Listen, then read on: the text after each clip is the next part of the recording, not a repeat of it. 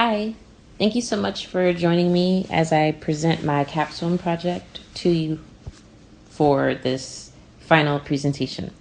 My name is Vanessa Evers, and I completed this project at the University of Pennsylvania for the spring term.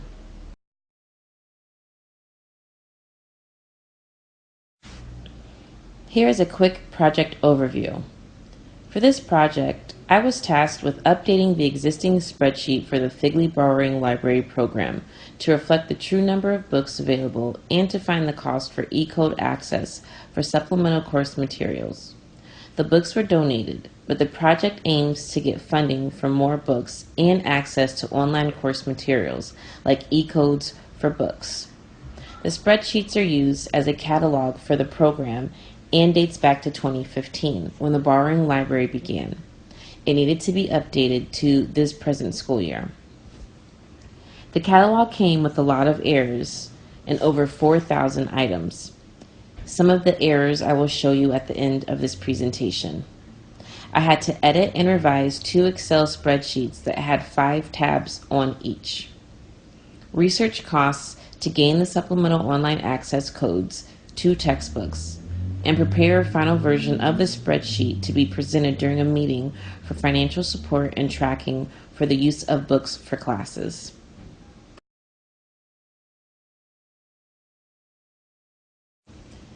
Organization details. I worked with University of Pennsylvania in their Teaching, Research, and Learning department. Since I was already interning with them as a digital project intern, it was easy for them to find a project for me to work on. I served the first generation students at Penn through the First Generation Low Income program, or also known as FIGLY. This is a vulnerable community, especially at an Ivy League institution.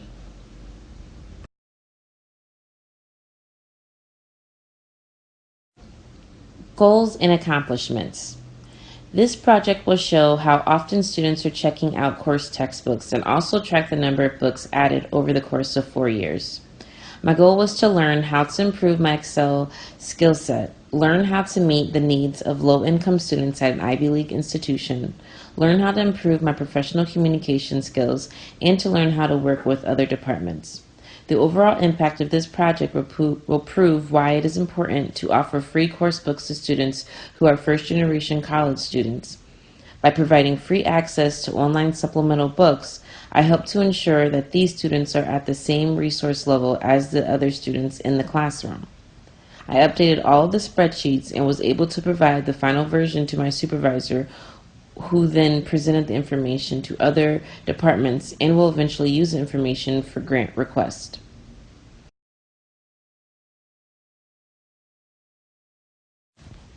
Some of the setbacks for this project were communication. Communication was an issue at times because I was working with more than one supervisor and they had different ideas and tasks that they wanted me to complete. Due to having 2 supervisors, there were times where they were not on the same page about what needed to be done. We never met together as a group, but I was able to communicate with them individually, and they did meet together. Because I was an intern, I was only at this campus 2 days a week. I guess our meeting times never lined up. At first, I had a hard time admitting that I didn't know a lot about Excel, and I thought I at least knew the basics. I did receive some help and training to make my job a little bit easier since my entire project was working, 95% of my project was working on Excel spreadsheet.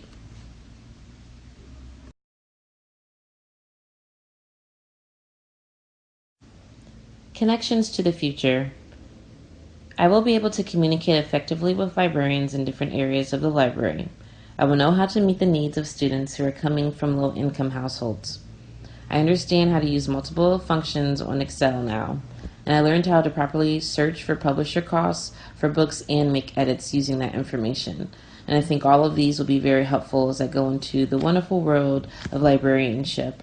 Even though I'm not for certain that I'm going to be working in an academic library in teaching, research, and learning department, and I do have plans to work in special collections or archives, I'm very sure that a lot of the connections that I made to my future through this internship will be something that I will improve upon, especially communicating effectively with librarians, and also admitting when I need help on projects and admitting when I need help on particular programs that I'm not familiar with.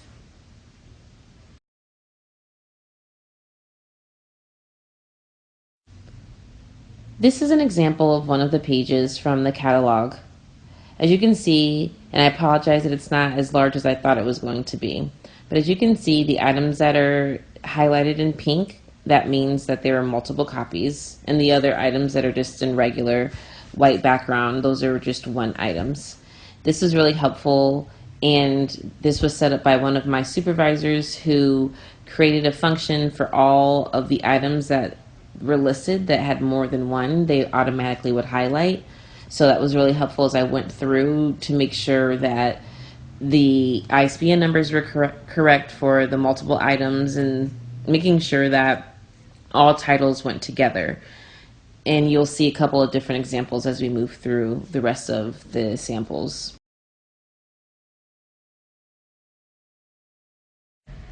Here's another sample page from the catalog, and again you can see that the pink highlights items that have more than one copy of a book. You can see that Death Without Weeping, there are 2 copies. The next section, Debating the Civil Rights Movement, there are 5. And the next section after that, Decentralization and Subnational Politics in Latin America, that there are 3 copies of that book. And so I had to make sure that all of the ISBN numbers, especially ISBN number 10 was often incorrect, so I had to copy and paste whatever I found that to be correct from using the ISBN 13 number, and I had to copy and paste that into the ISBN 10 column, which you can see right here. Again, it was very helpful for the items to be in pink because I knew that these were supposed to be multiples, and I knew that I had to make sure that all of the numbers were correct. As you'll see as we go further into my samples, there are some that were incorrect.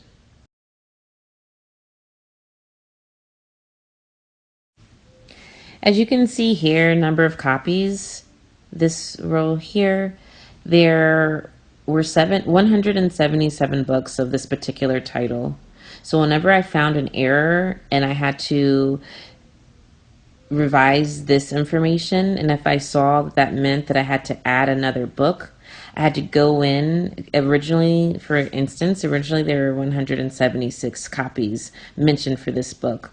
But once I had to make a change and I had to add another book in, I had to go back through this G row and I had to make sure that a column, I had to go back and change all the 176 numbers to 177 to reflect that there were actually 177 books instead of 176. And so this was just keeping up with my goals, which was to update and to provide an accurate amount of numbers for each book.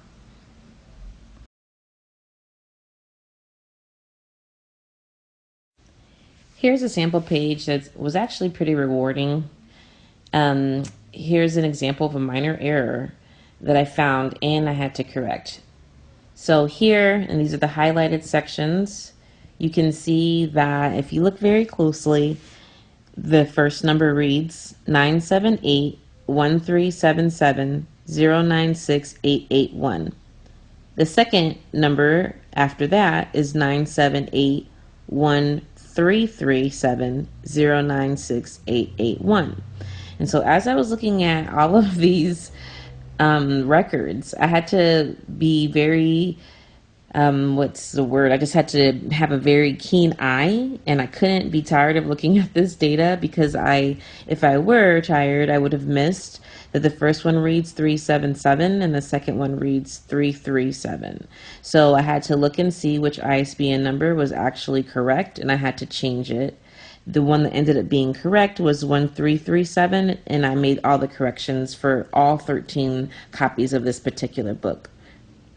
So that was a very fun thing, very fun error to notice and very fun to correct. Again, since the spreadsheet was going to be shared during a meeting and handed off back to the Figly borrowing library, they have to make sure that all of these ISBN numbers are correct. And that was my job, and it was very pleasing to be able to find all of these errors.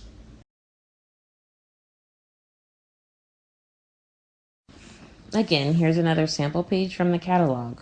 When doing data input, you have to make sure that the information is consistent. As you can see in the highlighted numbers right here and also right here, the spreadsheet functions are not picking up that the eighth and 8 are the same. I had to change the 8 to eighth so that it would be counted in the total number. And again, since this spreadsheet was given to this department that I was interning for, they didn't know the amount of errors that they were taking on, and which made it easier, of course, for them to have an intern. But I had to scroll down through, as you can see over here, thousands of titles to really find these errors. So again, this is like a really happy moment for me to now see why this isn't being highlighted here because of this error here.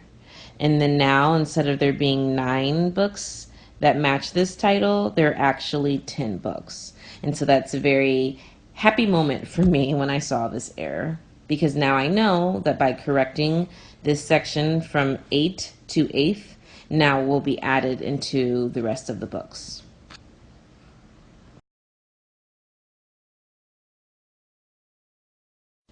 This is my last sample page from the catalog.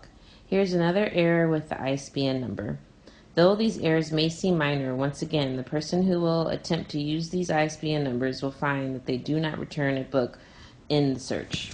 So you can see the highlighted number here. The top number reads 978-0195-390704.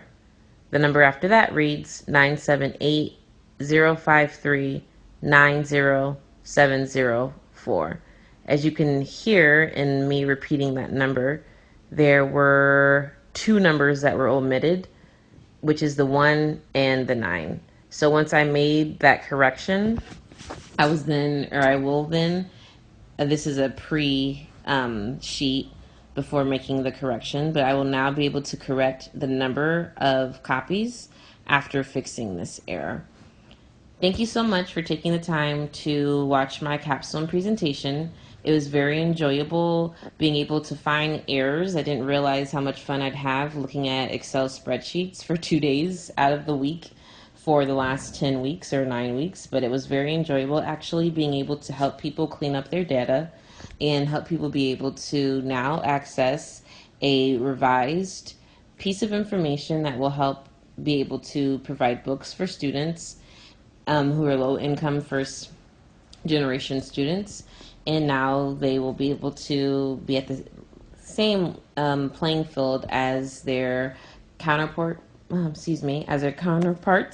and their classmates. So it was a pleasure being able to complete this task, this project, and it will continue on. The next step, even though I will not be a part of it, the next step is that they're actually going to do surveys for these students to see how helpful this program really is. So sadly, I won't be a part of it because it's starting too late into their school year and I won't be there anymore.